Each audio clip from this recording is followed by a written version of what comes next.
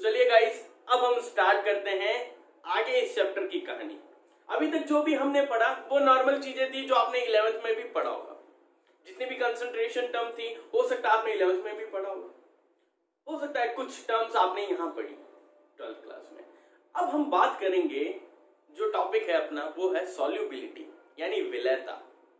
देखो ये जो टॉपिक है ये बहुत ही इंपॉर्टेंट टॉपिक है। इस चैप्टर को अगर डीप से अच्छे से समझना है तो इस टॉपिक को समझना बहुत जरूरी है, क्योंकि अब जो भी आने वाला है अगर आपने इस टॉपिक को ढंग से समझा तब तो दिमाग में घुस जाएगा, अगर नहीं समझा तो हवाई जहाज की तरह ऊपर से निकल जाएगा। तो ये ध्यान रखना। अब मैं यहां पर टॉपिक स्टार्ट करने वाले हैं अपने सॉल्युबिलिटी, जिसे हम बोलते हैं विलयता।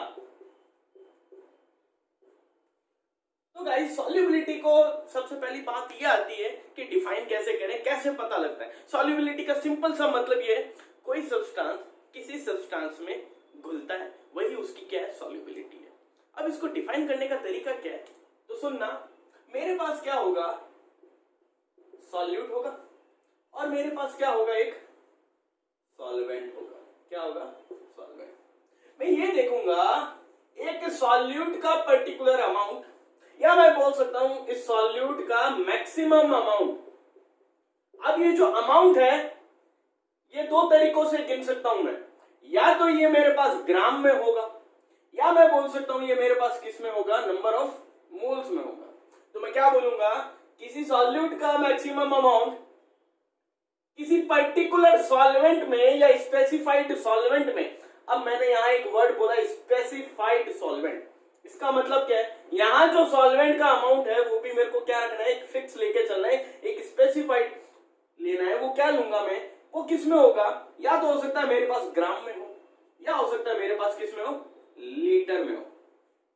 तो डेफिनेशन क्या बनेगी, किसी सॉल्यूट का मैक्सिमम अमाउंट जो किसी स्पेसिफाइड सॉल्वेंट में क्या हो, डिसॉल्व हो।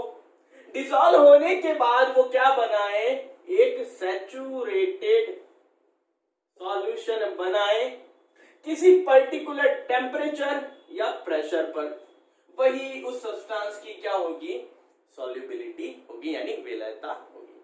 अब इसे हिंदी में कैसे डिफाइन करूंगा, किसी विलय का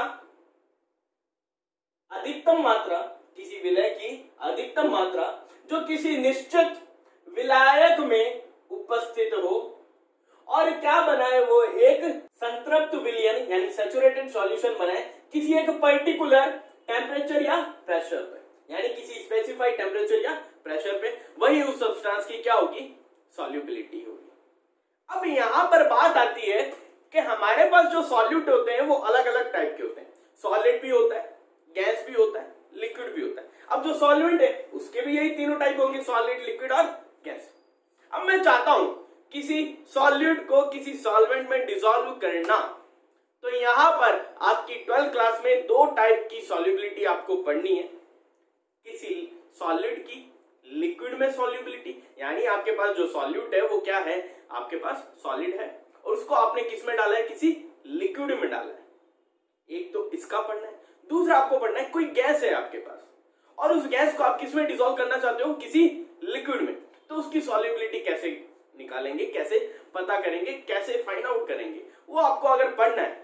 तो यहां पर जो सॉल्युबिलिटी है उसको तीन फैक्टर इफेक्ट करते हैं। एक होता है किसी भी सॉल्यूट या सॉल्वेंट का नेचर, दूसरा टेम्परेचर का इफेक्ट, तीसरा प्रेशर का इफेक्ट। यहां सबसे पहले हम बात करेंगे nature of solute and solvent की, यानी सॉल्यूट और सॉल्वेंट का नेचर कैसा हो, यानी वो कैसे घुलेंगे एक दूसरे के अंदर, उसके बारे में अगर हम पता करें तो हम यहां पे सबसे पहले बात करेंगे। जो अपना पहला फैक्टर है वो है nature of solute and solvent. तो देखो मेरे पास सॉल्यूट अलग अलग टाइप में हो सकता है, सॉल्वेंट भी अलग अलग टाइप का हो सकता है, लेकिन जो आपके कोर्स में है वो सिर्फ दो टाइप है। पहला, अगर आपके पास सॉल्यूट क्या हो, सॉलिड हो, सॉल्यूट तो क्या है आपके पास, सॉलिड है, उसको आपने किस में डिसॉल्व किया है, किसी लिक्विड में, यानी लिक्विड एज अ क्या काम करेगा आपका, सॉल्वेंट काम करेगा। दूसरे जो आपको पढ़ना है वो है, आपके पास क्या है, गैस है एज अ सॉल्यूट, और किस में डालना है आपको, लिक्विड में, वो किसकी तरह काम करेगा, सॉल्वेंट। तो इन दोनों की सॉल्युबिलिटी आपको पढ़नी है। मैं यहां सबसे पहले बात करता हूं solid as a solute and liquid as a solvent की। तो यहां पर देखो, अगर आपको कोई सॉल्यूट, अगर आपको कोई विलय या सॉल्यूट किसी सॉल्वेंट में क्या करना है, डिसॉल्व करना है, यानी घोलना है, तो यहां पर एक रूल काम करेगा। वो रूल क्या है, लाइक डिसॉल्व लाइक, यानी समान समान को घोलता है। अब ये रूल काम करेगा। अब ये रूल कैसे स्पेसिफाइड है, ये तो ठीक है, बढ़िया, like dissolve like. Like dissolve like का मतलब ये, हमारे पास दो तरह के कंपोनेंट्स होते हैं, एक तो है हमारे पास सॉल्यूट, एक है सॉल्वेंट। इनका भी क्या होता है, नेचर होता है। हर सब्सटेंस का अपना अपना एक नेचर होगा। तो यहां पर दो तरीके के सब्सटेंस है हमारे पास, एक होता है पोलर कंपाउंड्स, एक होते हैं नॉन पोलर कंपाउंड्स। यानी एक सब्सटेंस हो गया पोलर यानी ध्रुवीय, दूसरा हो गया नॉन पोलर यानी अध्रुवीय। अब वो सब्सटेंस कौन कौन से, कौन सा सब्सटेंस पोलर होगा, कौन सा नॉन पोलर होगा, मैं यहां पर लिख देता हूं। अब देखो, मैंने यहां पर कुछ पोलर सब्सटेंस, कुछ नॉन पोलर सब्सटेंस लिखे, यानी कुछ ध्रुवीय पदार्थ और कुछ अध्रुवीय पदार्थ लिखे। अभी हमने एक चीज समझी थी, एक रूल समझा था कि लाइक डिसॉल्व लाइक, यानी समान समान को घोलता है। उसका मतलब क्या है, उसका मतलब ये है, अगर आपके पास कोई पोलर सब्सटेंस है तो वो किसी पोलर सब्सटेंस में ही घुलेगा, नॉन पोलर सब्सटेंस के अंदर नहीं घुलेगा। फॉर एग्जांपल, मैंने कोई आयनिक कंपाउंड, आयनिक कंपाउंड कुछ भी हो सकता है, मैंने नमक उठाया, लून, आगे पीछे एक ही कहानी, इसको मैंने क्या किया, किसी नॉन पोलर सब्सटेंस में डाला। मान लेता हूं मैं क्लोरोफॉर्म में इसको घोलना चाहता हूं, किसमें, क्लोरोफॉर्म में। जैसे ही मैं डालूंगा, हो सकता है कुछ पार्ट एकदम नेग्लिजिबल पार्ट घुल जाए, लेकिन जो NaCl ज्यादा मैंने लिया है पूरा का पूरा वो नहीं घुलेगा। हो सकता है कुछ 5%, 1%, 2% कम से कम सब्सटेंस घुलेगा, यानी लेस सॉल्युबल। यानी अगर मेरे पास कोई पोलर सब्सटेंस होगा, वो नॉन पोलर सब्सटेंस में क्या होगा, लेस सॉल्युबल होगा, या मैं बोल सकता हूं नॉट सॉल्युबल भी बोल सकता हूं इसे। ठीक है, अगर मेरे पास कोई पोलर सब्सटेंस है और मैं इसे किसमें घोलता हूं, पोलर में ही घोलता हूं, तो ये क्या होगा, मोर सॉल्युबल होगा, यानी ये पूरा का पूरा क्या होगा, इसमें घुल जाएगा। फॉर एग्जाम्पल, यही NaCl लिया और इसको मैंने किसमें डाला, वाटर में। इसका मतलब जैसे ही NaCl वाटर में डालूंगा, ये पूरा का पूरा घुल जाएगा। क्यों, क्योंकि ये भी पोलर है और ये भी पोलर है। अब बात आती है कि भाई साहब ये पोलर है, ये पोलर है, समझ में आया। दोनों पोलर सब्सटेंस होंगे तो एक दूसरे में घुल जाएंगे, like dissolve like rule follow करेंगे। ये पोलर था, कोई नॉन पोलर, यानी मैंने क्लोरोफॉर्म लिया, ये उसमें डाला तो नहीं घुला, यानी like dissolve like rule follow नहीं कर रहा, तो ये इसमें नहीं घुला। लेकिन इसके पीछे की कहानी क्या है, वो हमें बताओ। तो भाई साहब, अब आपने बोला तो मैंने कहा चलो देखते हैं। अब देखो, मैं इसको ध्यान से समझना है, इसकी पूरी कहानी अगर आपको समझाऊं तो वो क्या है। अब अगर हम देखें, कोई पोलर सब्सटेंस है, वो पोलर में ही क्या होता है, डिसॉल्व होता है। ऐसा क्यों, ऐसा क्यों, इसके पीछे की कहानी क्या है, तो समझो। मैं यहां पर एक एग्जांपल लेके चल रहा हूं। मैंने मान लो कोई सॉलिड सब्सटेंस लिया जो कि है NaCl का लैटिस, या मैं बोल सकता हूं क्रिस्टल। ठीक है, नमक है मेरे पास। दूसरा जो सब्सटेंस है वो मैंने एक लिक्विड लिया है जो मेरा क्या है, वाटर। अब मेरे को पता है ये जो NaCl है, ये जो NaCl है, इसको मैं ऐसे लिख सकता हूं, Na+Cl-। ये यहां पर जो प्लस और माइनस का चार्ज आया है, इस टॉपिक को ध्यान से समझना। अगर ये समझ गए तो पूरी कहानी समझ जाओगे। इस पर जो प्लस और माइनस का चार्ज आया है, इसका रीजन क्या है? तो हमें पता है NaCl एक टाइप का क्या है, आयोनिक कंपाउंड है। क्या है? आयोनिक कंपाउंड, यानी आयनिक यौगिक है ये आयनिक यौगिक कब बनते हैं? ये आयनिक यौगिक यानी आयनिक जो कंपाउंड वो कब बनेंगे? जब ये इलेक्ट्रॉन क्या करेंगे? ट्रांसफर करेंगे। क्या करेंगे? इलेक्ट्रॉन का ट्रांसफर करेंगे। जब ये इलेक्ट्रॉन ट्रांसफर करते हैं, यानी हुआ क्या है, Na ने कहा एक इलेक्ट्रॉन क्लोरीन 2 ले ले, ये प्लस चार्ज लगकर क्या हुआ? अलग हुआ, और वो माइनस चार्ज लगकर क्या हो गया? अलग हुआ। हो गया। जैसे इसको प्लस चार्ज आया, इसको माइनस चार्ज हो गया, तो यहां पर हुआ क्या? डाइपोल जनरेट हो गया। क्या जनरेट हो गया? डाइपोल, यानी यहां द्विध्रुव जनरेट हुआ है। ध्रुव जनरेट हो गया ना, एक प्लस एक माइनस, ध्रुव बोल सकते हैं, पोल्स बोल सकते हैं। तो यहां पर दो पोल जनरेट हो गए, एक प्लस वाला एक माइनस वाला। लेकिन यहां वाटर की अगर मैं बात करूं, वाटर क्या होता है? H2O। यहां पर एक ऑक्सीजन और दो क्या होते हैं? हाइड्रोजन होते हैं। हमें पता है ये पूरा का पूरा कंपाउंड क्या है? एक कोवेलेंट कंपाउंड है। क्या है? Covalent compound. कोवेलेंट कंपाउंड कब बनते हैं? जब वो इलेक्ट्रॉन की क्या करे? शेयरिंग करे। वहां पर इलेक्ट्रॉन का ट्रांसफर नहीं होता। यहां पर तो क्या हुआ, इसने अपना एक इलेक्ट्रॉन क्लोरीन को पूरा का पूरा दे दिया, लेकिन यहां पर क्या होता है? इलेक्ट्रॉन का ट्रांसफर नहीं होता। ये कहते हैं एक इलेक्ट्रॉन है अपने पास, एक तू शेयर कर, एक मैं शेयर करता हूं, यानी यहां पर क्या होती है? इलेक्ट्रॉन की शेयरिंग होती है। जब इलेक्ट्रॉन की शेयरिंग होती है यहां, तो होगा क्या? इन कंपाउंड में, ये जो कंपाउंड है इसमें कोई एक एटम ऐसा होगा जो मोस्ट इलेक्ट्रोनेगेटिव होगा, यानी जिसकी विद्युत ऋणता क्या होगी? ज्यादा होगी। वो एलिमेंट जिसकी इलेक्ट्रोनेगेटिविटी ज्यादा होगी, वो क्या करेगा? यहां जो इलेक्ट्रॉन शेयर होंगे उनको अपनी तरफ अट्रैक्ट करेगा। फॉर एग्जाम्पल यहां पर ऑक्सीजन क्या होता है? मोस्ट इलेक्ट्रोनेगेटिव होता है। ये मोस्ट इलेक्ट्रोनेगेटिव होने के कारण यहां पर जो इलेक्ट्रॉन शेयर हुए हैं इनको अपनी तरफ क्या करता है? अट्रैक्ट करता है। यहां से भी क्या करेगा? अपनी तरफ अट्रैक्ट करेगा। जब यहां से ये इलेक्ट्रॉन को अट्रैक्ट करेगा तो यहां पर पार्शियली नेगेटिव चार्ज आ जाएगा। यहां पर हाइड्रोजन के पास क्या हो गई? पार्शियली इलेक्ट्रॉन की कमी, तो यहां पर क्या आ जाएगा? पार्शियल पॉजिटिव चार्ज आ गया। जैसे ही यहां पार्शियल नेगेटिव और यहां पार्शियल पॉजिटिव आया, तो मैं बोल सकता हूं वाटर के मॉलिक्यूल में क्या जनरेट हो गया? डाइपोल जनरेट हो गया। लेकिन यहां जो डाइपोल जनरेट हुआ है वो परमानेंट नहीं है। परमानेंट तो यहां है, यहां पर परमानेंट नहीं है। अब मैं क्या कर रहा हूं, आपको ये बात समझ में आ गई? NaCl में क्या है?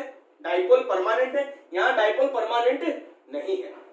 अब मैं क्या करता हूं? इस NaCl को इस वाटर में क्या करता हूं? डिसॉल्व करता हूं।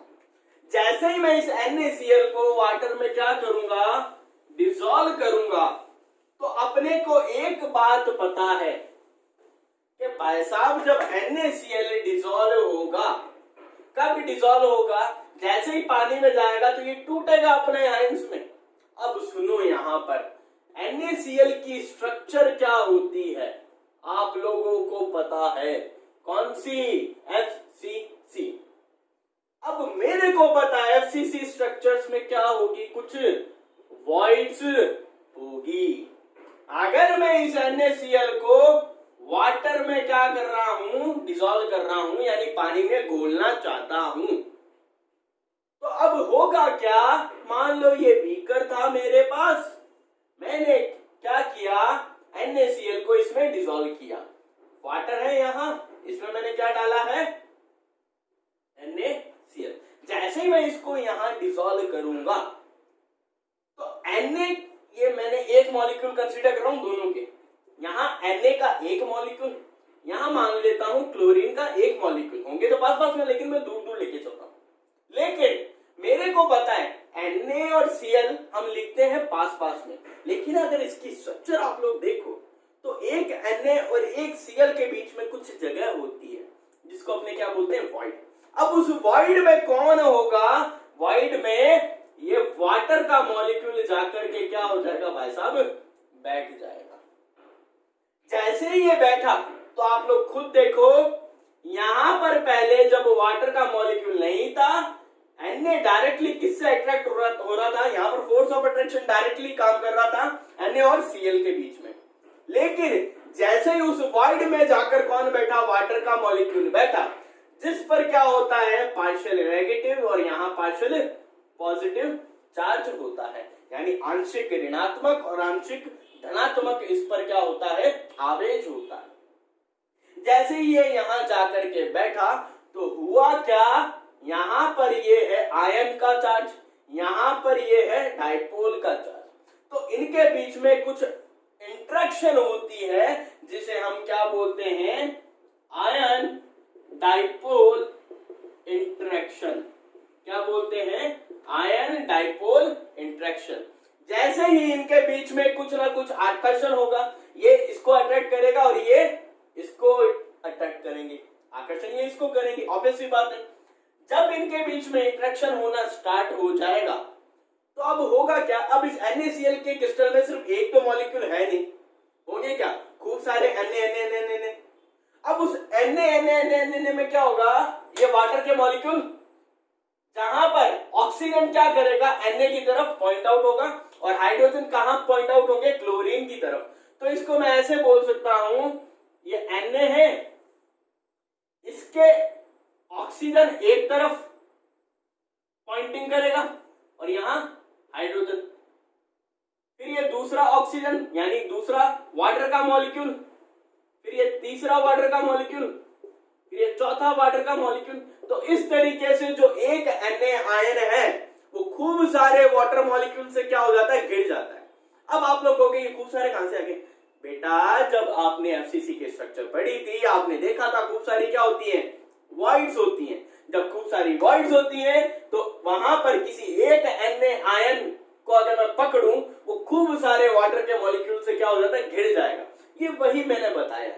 तो यहां पर ये जैसे ही घिरेगा वाटर के मॉलिक्यूल से, तो मैं यहां बोलूंगा इस आयन का क्या हो गया है, हाइड्रेशन हो गया, और इसने क्या बना लिया, ये पूरा का पूरा एक हाइड्रेटेड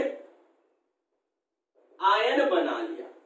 अब ध्यान रखना एक बात, जब भी हाइड्रेटेड आयन बनता है कहीं, आप लोग दिमाग में एक बात बैठा लो, वो जो सब्सटेंस हमने लिया था वो उस दूसरे सब्सटेंस में क्या हो गया, डिसॉल्व हो गया है।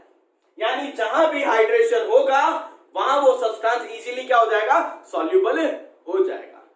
तो ये कहानी थी बच्चा इसके पीछे की कि पोलर में ही क्यों घुलता है, पोलर जो सब्सटेंस होते हैं वो पोलर सब्सटेंस में ही क्यों घुलते हैं, नॉन पोलर में क्यों नहीं घुलते।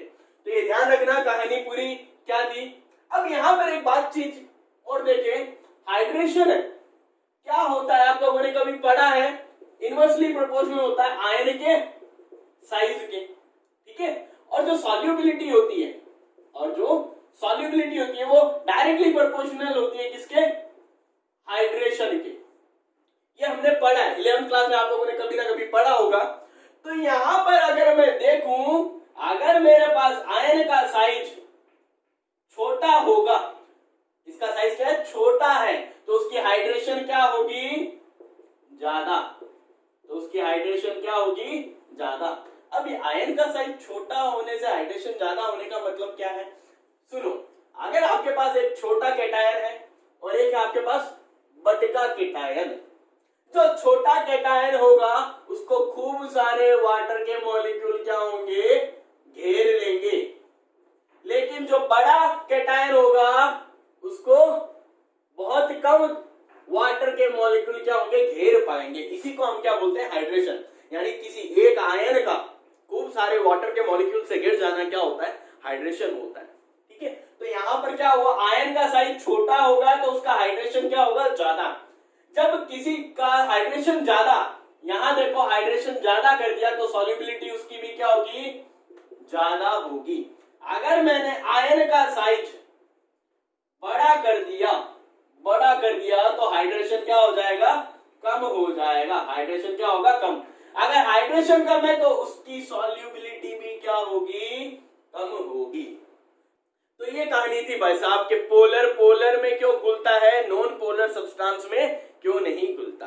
तो अब ध्यान रखना, लाइक डिसॉल्व लाइक एक रूल, उसके पीछे की कहानी क्या है। अगर आपके पास कोई पोलर सब्सटेंस है और वो भी मेनली आपने क्या लिया है, सॉलिड सब्सटेंस, जो मैंने यहाँ आयनिक सॉलिड लिया था NaCl, ठीक है। तो ये कहानी ध्यान रखना, ध्यान होनी चाहिए सबको ये, ठीक है। अब हम बात करते हैं, एक प्रोसेस होता है घुलने का प्रोसेस। क्या होता है, घुलने का प्रोसेस, जिसको हम क्या बोलते हैं, विलीनीकरण। हिंदी में, इंग्लिश में बोलते हैं डिसॉल्यूशन या डाइसॉल्यूशन बोल देते हैं उसको। अब डाइसॉल्यूशन का मतलब क्या है, तो सुनना। मान लो मेरे पास ये एक बीकर है, इसमें मैंने क्या किया, वाटर भरा। क्या भरा, वाटर, यानी कोई भी सॉल्वेंट डाला मैंने इसमें। क्या डाला, सॉल्वेंट। और मैं क्या डालने जा रहा हूं इसमें, कोई भी सॉल्यूट डालने जा रहा हूं। क्या डालने जा रहा हूं, कोई भी सॉल्यूट, जो आपकी मर्जी है, ठीक है। जब ये सॉल्यूट इसमें जाएगा, ये गया सॉल्यूट भाई साहब, ठीक है। अब धीरे धीरे क्या होगा, ये इसमें घुलना स्टार्ट होगा, यानी डिसॉल्व होना स्टार्ट होगा। जब ये डिसॉल्व होना स्टार्ट होता है तो मैं बोलता हूं इस सॉल्वेंट के अंदर या इस सॉल्यूशन के अंदर इस सॉल्यूट का अमाउंट या इसका कंसंट्रेशन, बेस्ट रहेगा कंसंट्रेशन बोलना, इस सॉल्यूट का इस सॉल्यूशन में कंसंट्रेशन क्या होता है, बढ़ने लगता है। जब ये इसमें क्या होगा, डिसॉल्व होगा। इसी प्रोसेस को हम क्या बोलते हैं, डिसॉल्यूशन या डाइसॉल्यूशन बोलते हैं। यानी हिंदी में जिसे बोलता है हम विलीनीकरण, यानी घुलना। घुलने का प्रोसेस क्या होता है, ये होता है, इसको डिफाइन करते हैं। एक बात और ध्यान रखना है, यहां पर जब ये सॉल्यूट के पार्टिकल्स है, मेनली क्या है, सॉलिड पार्टिकल लेके चलते हैं। अगर ये सॉलिड पार्टिकल एक दूसरे से क्या करते हैं, टक्कर करते हैं, कोलाइड करते हैं। जब ये एक दूसरे से कोलाइड करते हैं तो होता क्या है, ये कुछ पार्ट इसका क्या होता है, बाहर सेपरेट हो जाता है। इसका कुछ पार्ट क्या होता है, सेपरेट आउट, अलग से रह जाता है। यानी उसको हम बोलते हैं, इनका क्या हो गया है, क्रिस्टलाइजेशन हो गया है, क्रिस्टलीकरण हो गया है। जब डिसॉल्यूशन और क्रिस्टलाइजेशन की रेट, यानी इन दोनों की रेट, यानी किसी सॉल्यूट के घुलने की दर और किसी सॉल्यूट के क्रिस्टलाइजेशन की दर, when rate of dissolution of a substance and rate of crystallization of a substance is equal, then we can say that this solution is in equilibrium. तो हम क्या बोल सकते हैं, ये जो विलय है ये कहां पर पहुंच गया है, अपने साम्य पर पहुंच गया है, जब क्रिस्टलाइजेशन की रेट और डिसॉल्यूशन की रेट क्या हो जाए, इक्वलाइज हो जाए। आई बात समझ में। अब अगर मैं देखूं कोई नॉन पोलर सॉल्यूट किसी नॉन पोलर सॉल्वेंट में ही घुलता है, कोई नॉन पोलर सॉल्यूट किसी नॉन पोलर सॉल्वेंट में ही घुलता है, उसका रीजन क्या है। तो यहां पर ध्यान रखना, जो रीजन है वो क्या है, जो कारण है वो क्या है, नॉन पोलर जो सब्सटेंस होते हैं उनके बीच में लंडन फोर्स काम करता है, या मैं बोल सकता हूं लंडन डिस्पर्जन फोर्स। क्या काम करता है, लंडन डिस्पर्जन फोर्स, या इसको मैं बोल सकता हूं instantaneous dipole induced dipole interaction. Instantaneous dipole induced dipole interaction, यानी जो मेरे पास नॉन पोलर सॉल्वेंट होते हैं उनमें सिर्फ और सिर्फ नॉन पोलर सॉल्यूट ही घुल सकता है। इसका रीजन क्या है, इसका रीजन ये है कि भाई साहब वो जो नॉन पोलर सब्सटेंस होते हैं उनमें लंडन डिस्पर्जन फोर्स काम करता है। अब लंडन डिस्पर्जन फोर्स का मतलब क्या है, लंडन डिस्पर्जन फोर्स का मतलब ये है किसी एक इंस्टेंट पर किसी एक इंस्टेंट पर वहां पर क्या जनरेट होता है, डाइपोल जनरेट होता है। कहां, उन सब्सटेंस के मॉलिक्यूल्स के अंदर क्या जनरेट हो गया, डाइपोल। जैसे ही वहां डाइपोल जनरेट हुआ, इस डाइपोल के जनरेट होने की वजह से, इस डाइपोल के जनरेट होने की वजह से वो जो दूसरा सब्सटेंस होगा इंड्यूस होगा और उसमें भी क्या जनरेट हो जाएगा, डाइपोल जनरेट हो जाएगा। हुआ क्या, समझना इसको। मान लो मेरे पास एक सब्सटेंस है ए, एक सब्सटेंस है बी। इस ए सब्सटेंस में क्या होगा, अगर इसमें मैं इसके इलेक्ट्रॉन देखूं तो 3D में क्या होंगे, मूव करेंगे। अब 3D में मूव करेंगे, किसी एक पर्टिकुलर इंस्टेंट पे यानी किसी एक पर्टिकुलर टाइम पे मैं देखता हूं कोई इलेक्ट्रॉन कहां है। मान लो अभी इलेक्ट्रॉन, ये इसका न्यूक्लियस है, ये सेंटर, ये जो हाथ है मेरा, ये क्या है, इस ए सब्सटेंस का न्यूक्लियस है, ठीक है। और इसमें इलेक्ट्रॉन क्या हो रहे हैं, चक्कर लगा रहे हैं, चक्कर लगा रहे हैं, दनादन घूम रहे।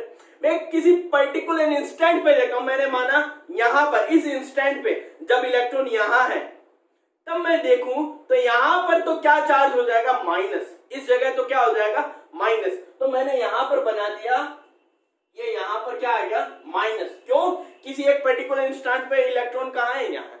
लेकिन इसी मॉलिक्यूल में जब इस पर्टिकुलर इंस्टेंट पे इलेक्ट्रॉन यहां है, इसकी वजह से यहां पर क्या चार्ज आ जाएगा, पॉजिटिव।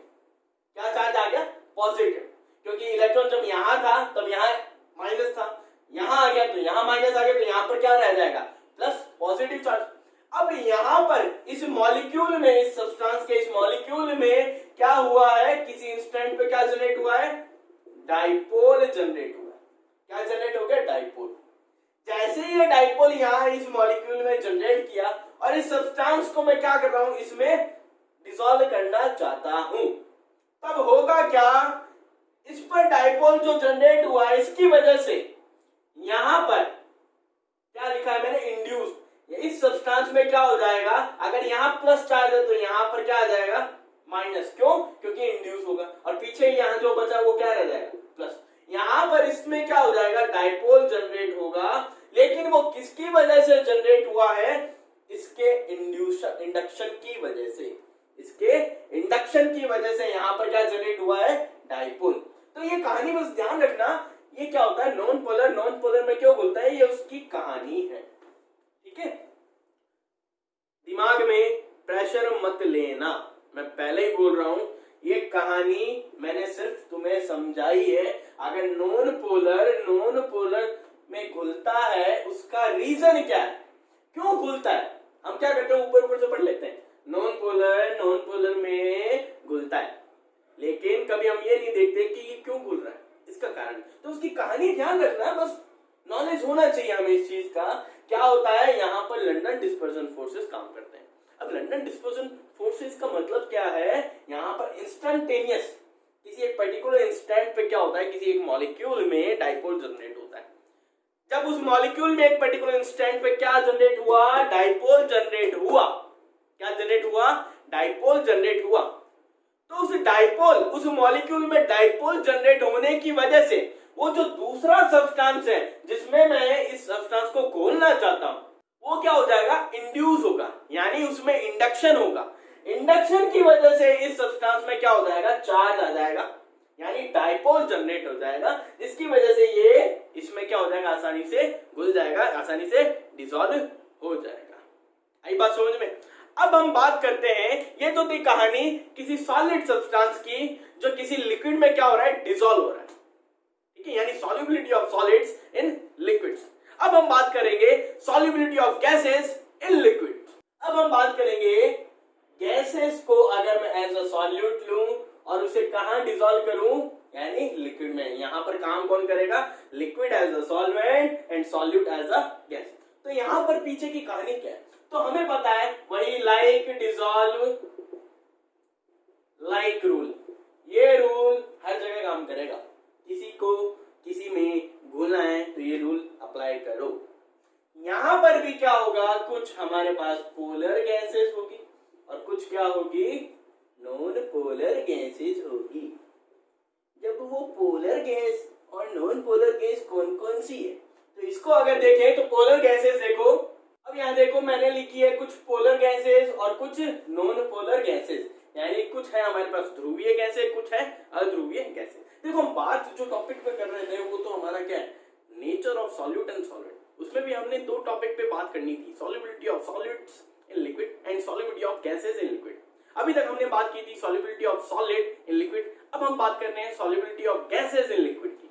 तो यहाँ पर देखो, अगर मेरे पास कोई पोलर गैस है, क्या है मेरे पास कोई पोलर गैस है, उसको मैं क्या करता हूं, किसी पोलर लिक्विड में डिसॉल्व करता हूं। तो मेरे को पता है लाइक डिसॉल्व लाइक, ये आसानी से क्या हो जाएगा, घुल जाएगा, यानी सॉल्युबल होगा। लेकिन अगर मैं किसी पोलर गैस को किसी नॉन पोलर लिक्विड में घोलना चाहता हूं, किसी नॉन पोलर लिक्विड में घोलना चाहता हूं, अब नॉन पोलर लिक्विड आपको पता है, मैंने लिखा है कोई भी एक नॉन पोलर, मान लो मैंने लिया कार्बन टेट्राक्लोराइड, मैं उसमें घोलना चाहता हूं। अगर मैं ये उसमें घोलना चाहता हूं तो मैं देखूं यहां पर ये पार्शियली क्या होता है, सॉल्युबल होता है, यानी लेस सॉल्युबल, या मैं बोल सकता हूं ना के बराबर सॉल्युबल। ठीक है, क्या बोल सकता हूं, ना के बराबर सॉल्युबल। अगर मेरे पास कोई नॉन पोलर गैस है, क्या है, नॉन पोलर गैस, और मैं उसको किसमें डिसॉल्व करना चाहता हूं, किसी पोलर लिक्विड में। फॉर इसको एग्जांपल से समझो, मेरे पास थी ऑक्सीजन, क्या थी, ऑक्सीजन, ये क्या है, नॉन पोलर गैस है, मैं इसको डिसॉल्व करने वाला हूं। अब मैं क्या कर रहा हूं, इस नॉन पोलर गैस जो कि ऑक्सीजन मैंने ली है, उसको मैं किसी पोलर लिक्विड यानी वाटर में डिसॉल्व करना चाहता हूं। हम नॉर्मली देखते भी हैं, जो हमारे सीज, जो समुद्र होते हैं, उसमें जो एक्वेटिक हमारे पास प्लांट्स या एनिमल्स होते हैं, उनको क्या है, जीने के लिए क्या चाहिए, ऑक्सीजन चाहिए। अब तुम लोग एक बात सोचना, क्या उस पानी में पूरी की पूरी ऑक्सीजन डिसॉल्व रहती है क्या, नहीं, वहां पे एक पर्टिकुलर कुछ अमाउंट, मैं बोल सकता हूं नेग्लिजिबल अमाउंट क्या रहता है, डिसॉल्व रहता है। जब वो उसमें डिसॉल्व है तो मैं यहां पर बोल सकता हूं वहां पर जो ऑक्सीजन डिसॉल्व हो रखी है वो क्या है, पार्शियली या लेस सॉल्युबल है, पार्शियली या लेस सॉल्युबल है, यानी घुल तो जाएगी लेकिन बहुत ही कम मात्रा में घुलेगी। ठीक है, तो यहां पर एक ही चीज ध्यान रखनी है आपको, अगर आपने कोई पोलर गैस ली है, आप उसे किसी पोलर लिक्विड में घोलना चाहते हो, घुल जाएगा, इजीली घुलेगा। लेकिन आपने कोई पोलर गैस ली, उसे आप किसी नॉन पोलर सॉल्वेंट या लिक्विड में घोलना चाहते हो, वहां पर वो आसानी से नहीं घुलेगा, यानी पार्शियली घुलेगा, थोड़ा सा घुलेगा, पूरा का पूरा नहीं घुलेगा। तो ये थी भाई साहब सॉल्युबिलिटी के ऊपर कहानी। उसमें सबसे पहला हमने फैक्टर देखा क्या है, nature of solute and solvent. उसमें भी हमने दो बातें की, किसी लिक्विड में अगर मैं सॉल्यूट डालूं या किसी लिक्विड में मैं कोई गैस डालूं, उनकी सॉल्युबिलिटी की हमने बात की है। अब हम बात करेंगे इफेक्ट ऑफ टेम्परेचर।